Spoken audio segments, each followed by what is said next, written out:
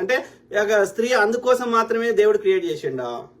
మరి స్త్రీ అందుకోసమే క్రియేట్ చేస్తే డాక్టర్ ఎట్లయితుంది, ఇంజనీర్ ఎట్లయితుంది, రాజకీయ నాయకురాలు ఎట్లయితుంది, ఒక తల్లి ఎట్లయితుంది, బిడ్డ ఎట్లయితుంది, ఇంకో ఇన్ని రోల్స్ ఎట్లా పోషిస్తుంది?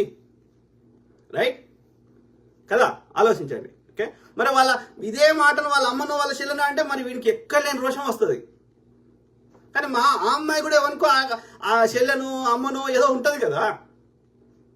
అంటే నేను ఒక్క అన్వేషణ అన్నట్లు ఈ సమాజంలో ఉన్న ఒక రుగ్మత, స్త్రీ అంటే ఒక బెడ్రూమ్ ఏమంటారు, ఈ మనువాద భావజాలం ఉన్న సైకాలజీ ఏంటంటే స్త్రీ అంటే ఒక వస్తువుతో పోల్చడము, ఒక శరీరాన్ని పోల్చడం. ఏముందిరా స్త్రీ శరీరంలో? అంత చూడకూడదు, కనిపించకూడదు ఈ భూమి మీద ఏమున్నది? అన్ని జీవులే కదా ఒక జీవి, అంతే. రైట్, మన మైండ్ని కరప్ట్ చేసి పెట్టిర్రు. ఆఫ్రికా పోదాం పదా, ఆడోళ్ళు మగోళ్ళు ఎవ్వరు బట్టలు వేసుకోరు. అమెజాన్ అడవులకు పోదాం పదా, ఎవ్వరికే ఫీలింగ్ వస్తలే.